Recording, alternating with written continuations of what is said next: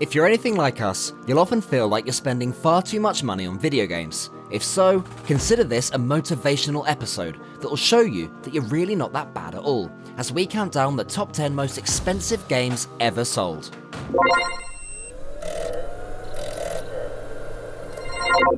We're kicking things off with a familiar face. It's me, Mario! But perhaps not in the way you'd usually expect to see them. A few months before he burst onto our screens and took the world by storm, Mario made a brief appearance in Wrecking Crew, which featured block-breaking puzzles as opposed to the more familiar Goomba-squashing platforming. As I'm sure you can see, it didn't really have the same appeal as future titles, and unsurprisingly, wasn't all that popular. Whilst copies have been in circulation for years following its release, sealed, rare editions are a big nab for collectors, with one copy selling for just over $4,000.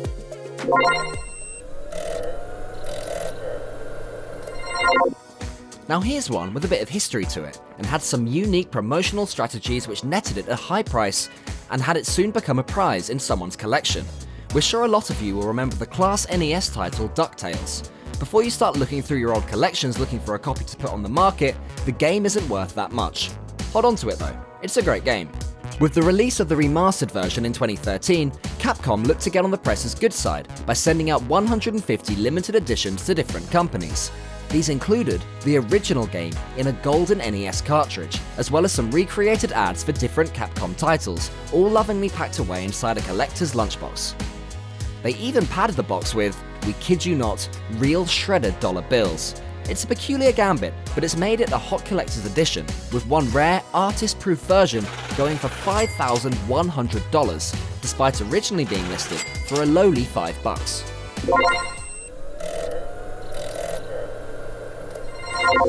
Do we have any fans of Tony Meola's Sidekick Soccer in here? No?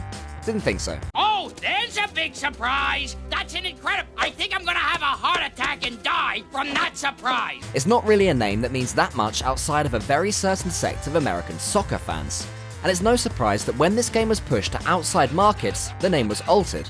In Japan, it was marketed under Roy Ramos, and in Latin America, it was given the fantastic name of Super Copa.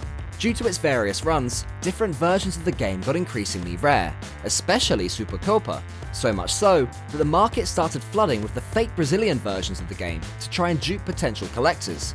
It's no surprise that a factory-sealed version of Super Copa, and yes, we're sorry, we can't stop saying Super Copa, sold for a whopping $6,900. Super Copa.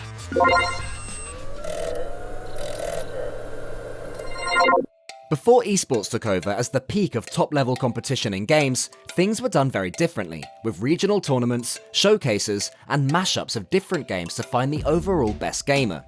One such example was the Nintendo Power Fest 94, which saw local competitions held in 130 towns around the US, with the victors of each competition winning the chance to take part in a large-scale tournament in San Diego, with the overall victor crowned as the Nintendo World Champion, which surely would be worth some kudos at the time. You guys are coming up on this stage right here to play Nintendo and find out who the 1994 best player in America is. In America, are you guys excited? Yeah! The tournaments were played on modified cartridges, which saw players try and amass high scores on 3 games: Super Mario Bros. The Lost Levels, Super Mario Kart, both of which are very obvious choices and definitely make sense, and then the third title, Ken Griffey Jr. presents Major League Baseball. Something just doesn't add up there. Anyway, out of all these cartridges, all were returned to Nintendo and disassembled, apart from 2, and they found their way into the hands of competitors. A few years later, one found its way online, with a buyout price of $300,000. Unsurprisingly, there were no bidders. A few years later, however, another cartridge was uncovered and successfully sold for $12,000. It's not $300K, but it's still not a bad payday.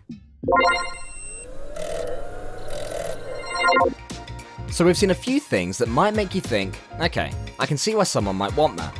This next one, however, this is just straight up bizarre, and it just keeps getting stranger and stranger. So this is Red Sea Crossing, and just look at it. Why was this made? Who would think of making this game? You take on the role of Moses as you cross the Red Sea, which is awash with inexplicably garish colours for some reason. And it gets worse. The game was never advertised in gaming magazines and marketed exclusively in religious publications. Furthermore, it was intended to come out with a colouring book and an audio tape. Oh, and there's even more. While sources range from 100 to 500 copies originally produced, the fact is that only 2 copies are known to exist. Where did the rest go? No one knows.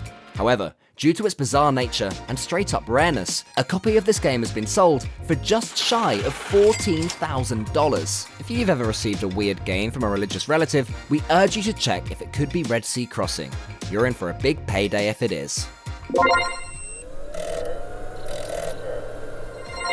Acting as a precursor to the 94 Powerfest, in 1991 and 1992, Nintendo held a series of gaming competitions across American universities, with the same basic premise. Players faced off to achieve top scores in Dr. Mario, Pinbot, and Super Mario Bros. 3. You'll notice the lack of Major League Baseball on this one, which may factor into its higher selling price, but we're not going to speculate.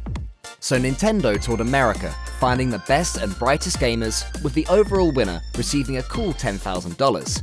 That sounds like a lot, until you find out that the one surviving cartridge eventually sold for $14,000, to the same guy who bought the Powerfest cartridge no less. Although, to be fair to him, he did sell it a few months later, for $6 grand profit.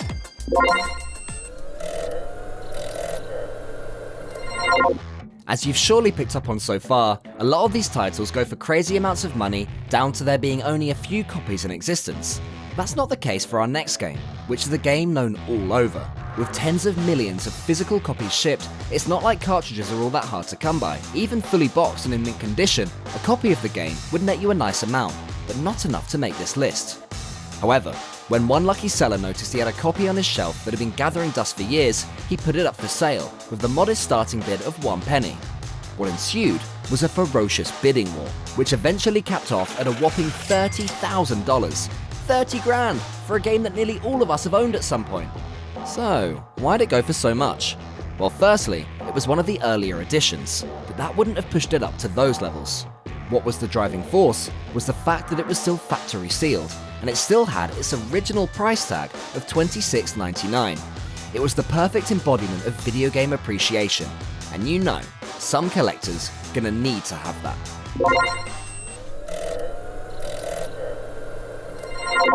We've covered a game you've all heard of, now let's get right back to the weird and obscure. Looking at the 1982 Air Raid, you'll probably think of this as little more than a budget Space Invaders. And you'd be absolutely right, because that's basically all it is. But this, unsurprisingly, was a heavily sought after item for collectors. By 2010, only one known copy including the box was known to exist, and this made it a top commodity, selling for over $31,000. However, 2 years later, the Holy Grail was uncovered, a copy of the game with its box and the instruction manual.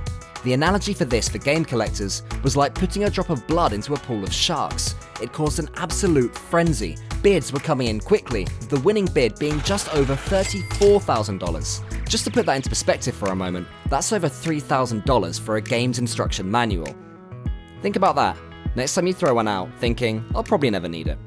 Although it's an astronomical price for a single game, the team behind Air Raid could have done a lot better if they came out of the concept just a few years earlier, given that Space Invaders was the first of its kind and grossed a mind-boggling $13 billion during its lifetime. Still, take the £34,000 and run.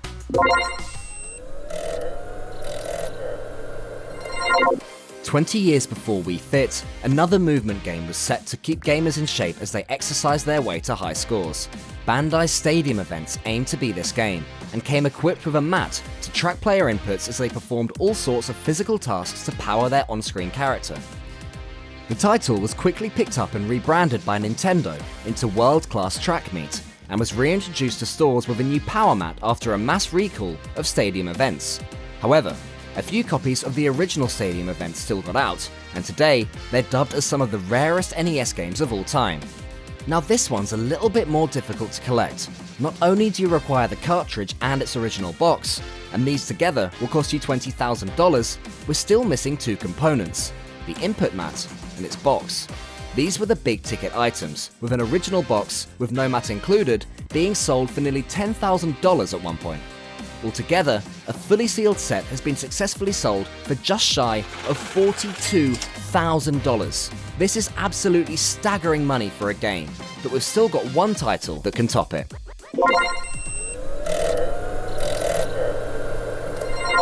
We're back with Nintendo for our top spot. Before PowerFest and before the Campus Challenge, there was the Nintendo World Championships. Unlike the other titles, this isn't the story of how one cartridge got loose and made its way to a collector. The tournament was played on specially designed cartridges with customized versions of Super Mario Bros., Rad Racer, and Tetris. Of these customized cartridges, 90 were made. Those alone are some pretty prestigious items and would have any collector reaching into their pockets for wads of cash. But that's not what we're alluding to here. Alongside these 90 cartridges, 26 more were made. These were way more special, because these were gold. They were given away as prizes to a few lucky winners. You can probably guess this is going to go for a lot. So what do you reckon? 50k? 70k? 100k? You were so close! The highest selling copy and the priciest single video game of all time sold for a whopping $100,088. We're not gonna lie, we had no idea that some of these games would go for such crazy prices when we started to compile this list. There's a great life lesson out there to never throw away your games. So now will be a good time to check all those old boxes and see if you have any of these hidden gems lying around.